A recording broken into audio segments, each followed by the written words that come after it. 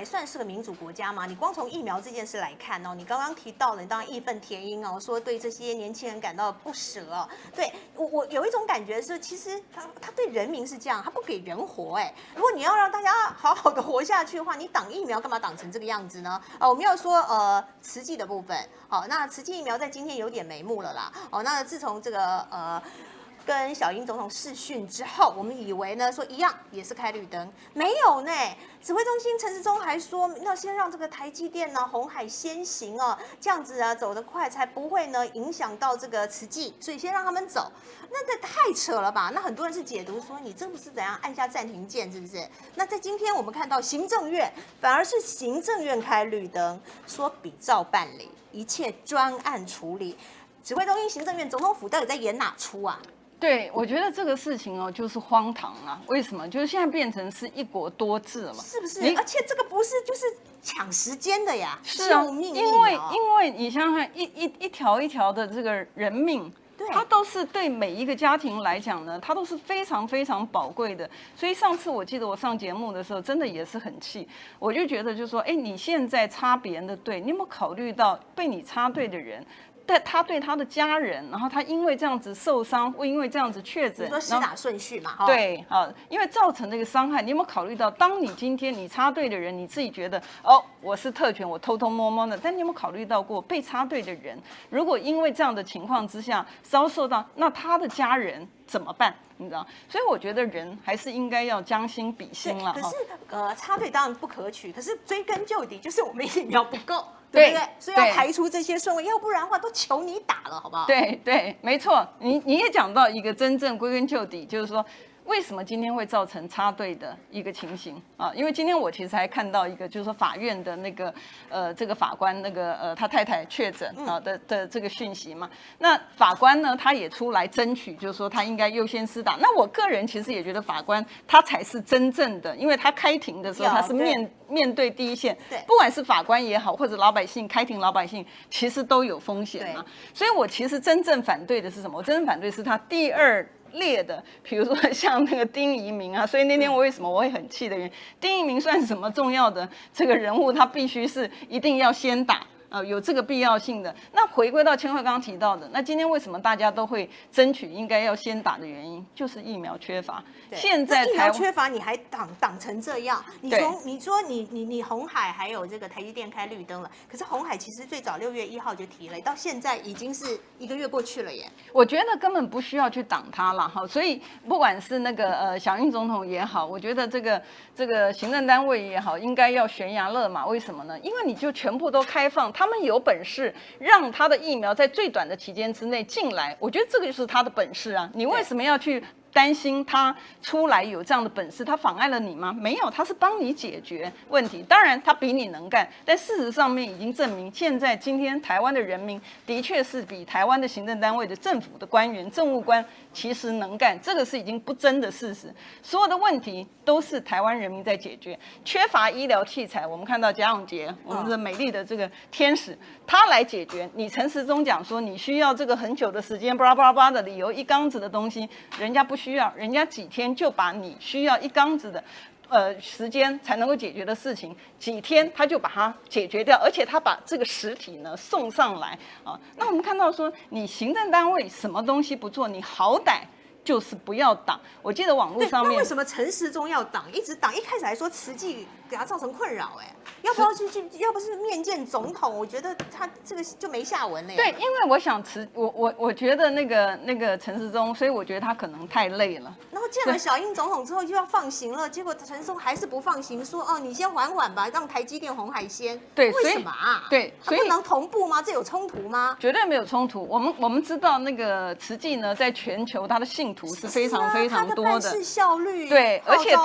他的信徒的他对于这个不管是药厂也好，或者是对于各地的这个政府机关来讲，他都有他的联系的一个管道。我觉得这个时候呢，当政府做不到的事情呢，应该要任何的，不管是公益团体或者是民间企业来讲，因为你永远不知道民间的企业。我们知道台湾人民真的很厉害，以前呢，在我们的时代，他们其实就是拿着一纸皮箱走天下，把台湾今天的这个经济的这个把今天的经济的那个冲起来的。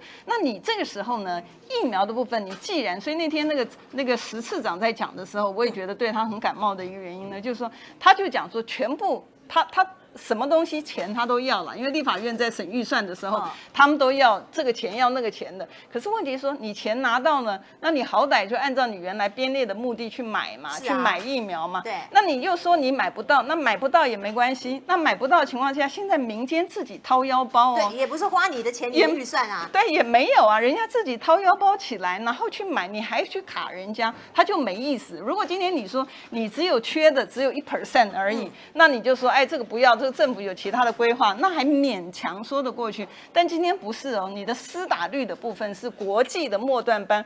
那个 Bloomberg 我记得他还讲说，台湾呢5月份的时候，本来从资优生变成第15名，我们从第5名、第15名到40名，现在40几名，对不对？所以你今天已经是全球的末段班的情况之下，老百姓在帮你冲，老百姓在帮你冲的情况之下，你就不要挡了吧，自己就不要把自己当成一个大老爷，要人家来求你、恳求你。就是疫苗这件事害得台湾呢变成国际的笑话，真的是哦，变成后段班哦。那除了疫苗这件事情之外，我觉得还有一个关键指标因素，也就是台湾没有入境普筛哦，普筛入境全部都要筛，不知道喊了多久了，喊到现在 Delta 变种病毒都已经进来，它还是没有它只是筛一半对不对？它只是什么7国高风险国家进来的要筛2次。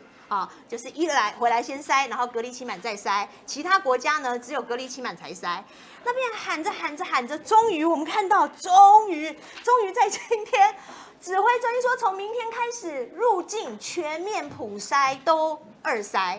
那这个东西其实我是觉得在昨天民进党中执会上是演了一出戏啦，因为这个民进党中执委啊，这个还有立委啊，许智杰就是等于是建言提案就是说希望呢这个能够入境普筛，然后都是2筛那大家也就纷纷附和了。那所以小英才是说好就这么办。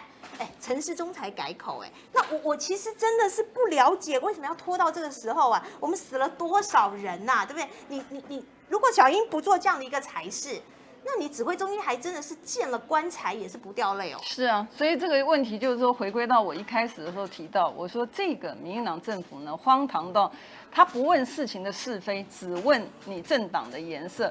今天只要不是绿营提出来的东西，全部都是 no no no， 不管他是该做还是不该做。那今天呢，你看到他所有的东西呢，都是政策急转弯。为什么急转弯呢？因为他要人民付出血的代价之后，知道他的政策错误了，然后这个时候呢，还死硬的这个本来不肯转，还要小英总统开口了之后呢，他才转弯。不管是从刚才讲说普筛的部分，他看不到国际的惯例吗？看不到别的国家他是怎么做？别的国家疫情没有比我们严重的情形，他有没有做普筛？有啊。那陈时中你就讲出来是哪一个国家他是不做普筛，是用你自己的一个政策？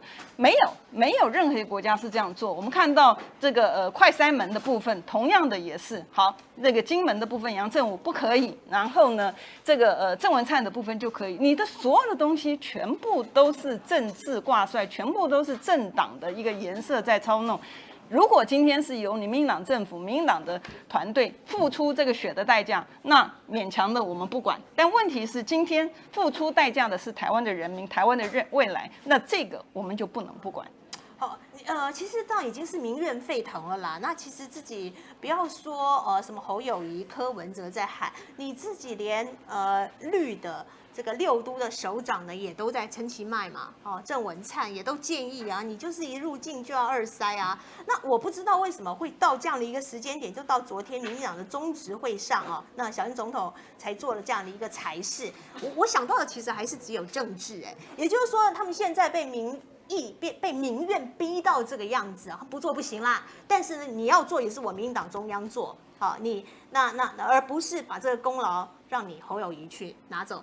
我总觉得他们还是政治考量。是，所以你会看到前一阵子呢，他们不是他们随时都有这个他们的这个网军呢，或者是他们的民意代表呢，或者他们的侧翼出来。我记得前一阵子呢，被打得最凶的就是双北的市长，不管是柯市长，台北的柯市长，还是这个侯市长。为什么呢？因为他们2个最有可能是2024的时候的一个这个总统的这个人选，所以一定要把他的这个敌对的这个阵营呢，一定要把它打趴。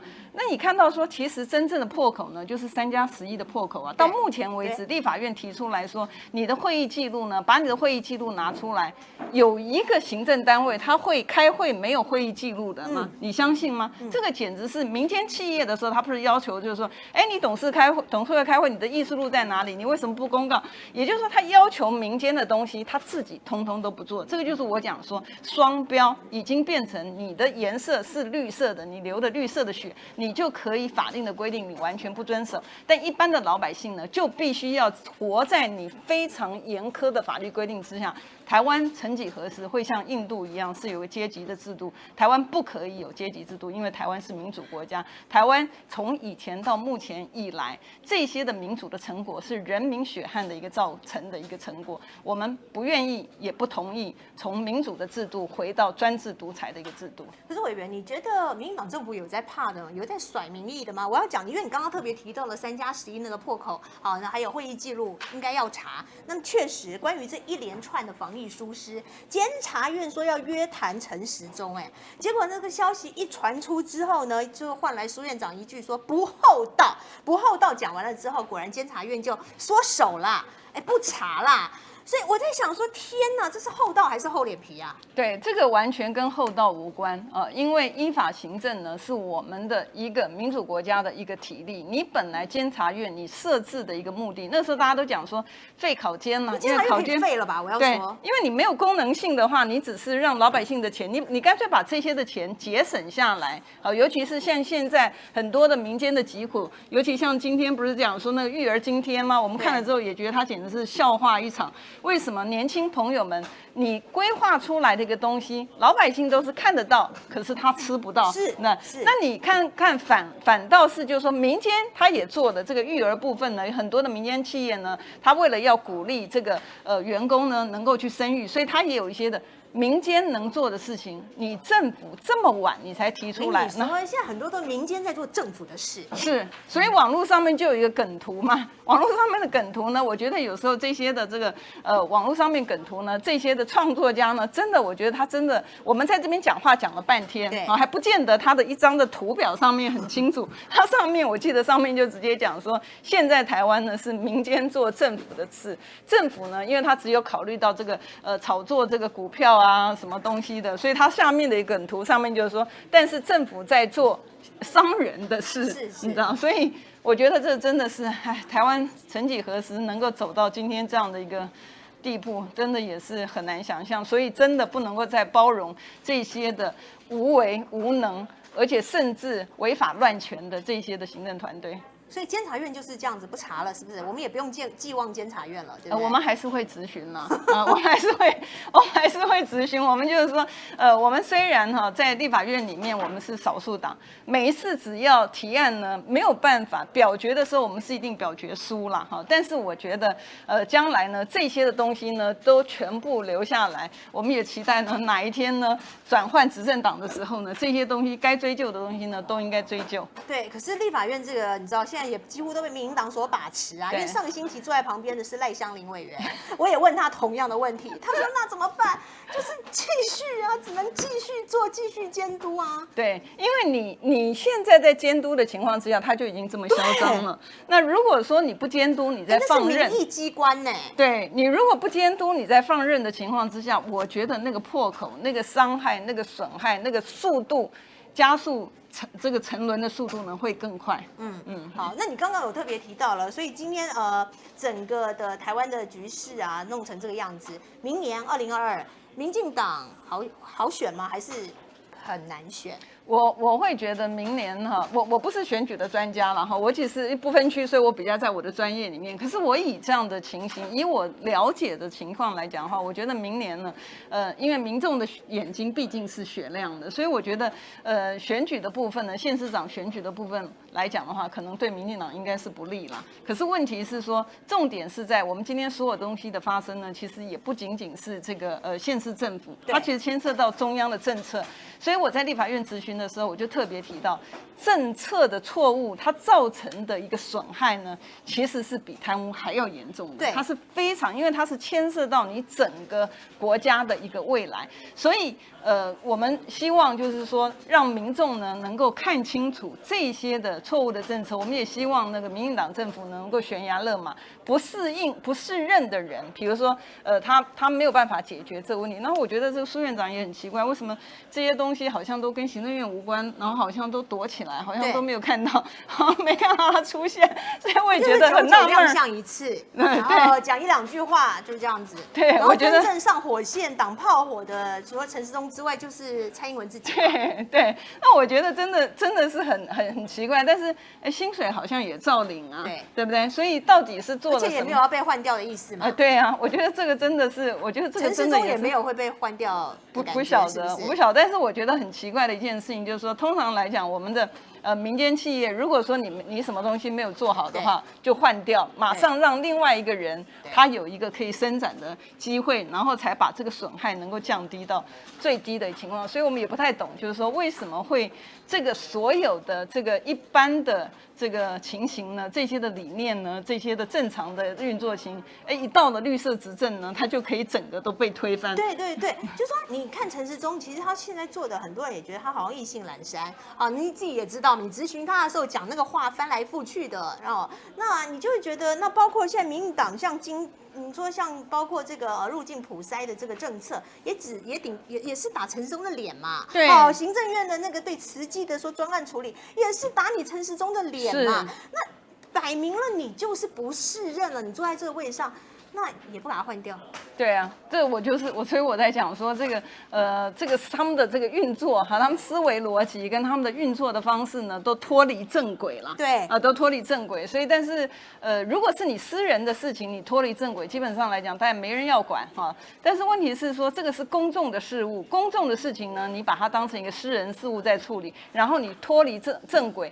已经有1年半的时间证明你的政策是错误的，你自我得意、自我麻醉的一个情况之下，导致今天的疫情的产生。今天并不是我们在野党做这样批评哦，这样的批评是来自于外媒、来自于国际的媒体，说你今天台湾有这样的情形，就是因为你这个行政官员呢，自己的这个情形自满所造成的。所以在这样的情况之下呢，我们在这地方呢，不管怎么样，还是要苦口婆心的，因为我们的人数少。